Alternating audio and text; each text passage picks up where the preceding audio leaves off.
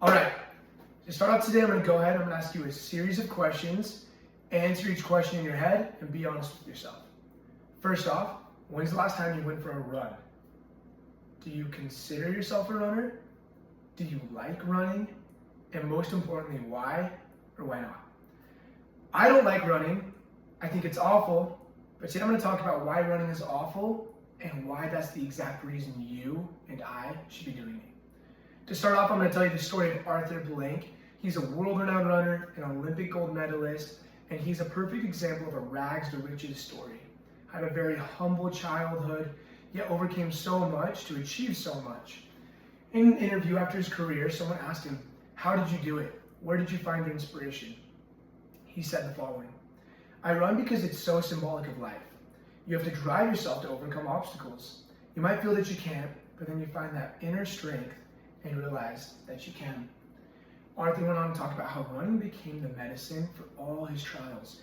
When he had a bad relationship and needed to get a clear head to speak clearly to his partner, he'd go for a run. When he didn't know what decision to make, he went for a run, cleared his head, and became a better person. I actually felt this same magic in my life a few years ago. I was presented with an opportunity to go and serve a church service mission, and I was very unsure about it. These missions are 2 years and known for being very difficult.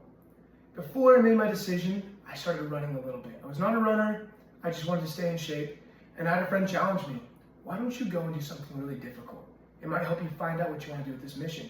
And they challenged me to go ahead and run a marathon. I do not recommend this. I do not think it was a good idea in the slightest, but I ate a whole bunch of rice one night, went to bed, woke up at 4 a.m., and I just kind of went for it. And it was one of the most difficult and miserable experiences of my entire life. I do not recommend it. I think I cried multiple times during those 26 miles, but I did run the 26 miles. I remember getting back to my parents' house, laying out on the lawn, breathing so heavily, and a thought came into my mind. I can do difficult things. I just went for a long run. It was pushing my mind, it was pushing my body, but I did it. And I accomplished it, and I achieved something difficult. And I'm the kind of person that can do difficult things.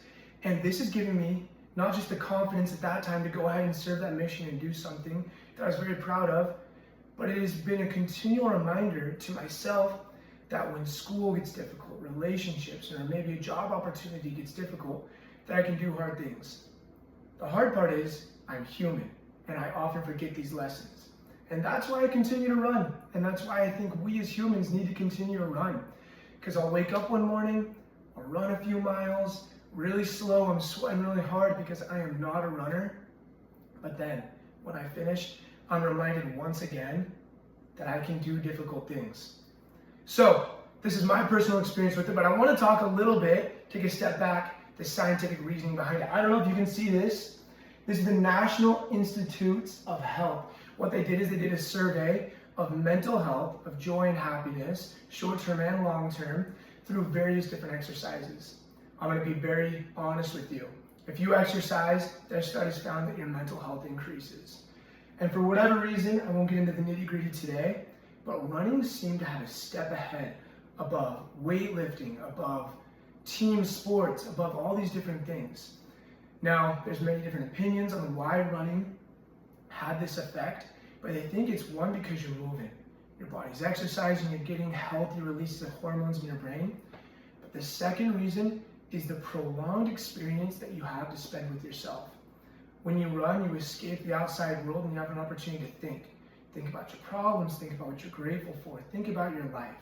So not only do you get this healthy release, but you also get to use that healthy release to talk with yourself and figure things out.